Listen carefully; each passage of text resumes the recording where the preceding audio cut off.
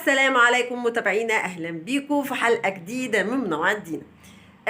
النهارده اول يوم رمضان في 2023.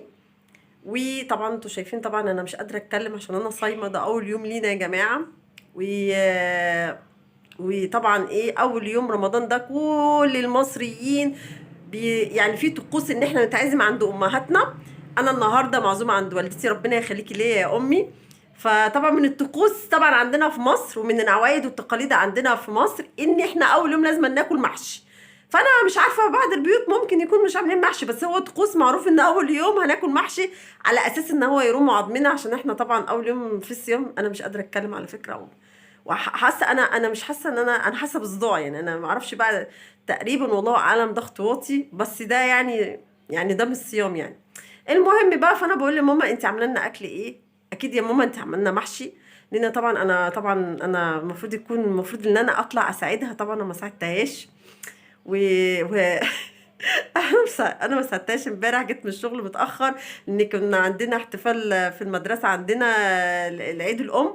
ربنا يخليها قالت لي لا بصي، انا طبعا خليكي بقى وارتاحي، وهي اللي هتعمل لنا الاكل. ربنا يبارك فيها وكل امهاتنا، ربنا يبارك فيهم يا رب.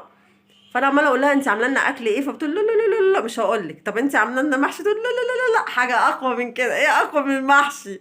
فتعالوا يلا بقى، عشان انا هطلع لها، لان خلاص ناقص نص ساعه، الحمد لله يا رب وقوانا على المغرب، فيلا بينا. طلعت هنا بقى عند ماما، وكان خلاص المغرب كان هيأذن، فقلت ان انا اصور لكم كده على السريع ريسبشن بقى ماما، وهي بقى كرم حبيبه، معلش حبيبه اختي، اللي عامله الديكورات دي، والمخده اللي انتوا شايفينها دي انا اللي كنت عاملاها بايدي، وحاطه فيها قطن كان عندي. وحبيبه اللي معلقه الزينه دي بقى، طبعا البيوت المصريه اكيد هي عامله يعني كل بيت مصري بيبقى كده على فكره يا جماعه.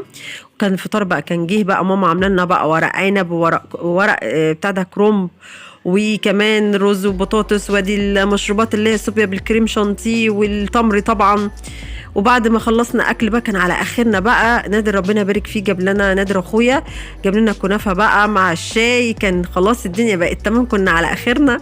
وفي مصر عندنا في مصر بيقول لك انجعوا زنوا ونشبعوا غنوا. طبعا هنا دارين بنت اخويا لابسه اسود دي كانت مبسوطه بقى، واكلين بقى وشبعانين وعمالين يرقصوا.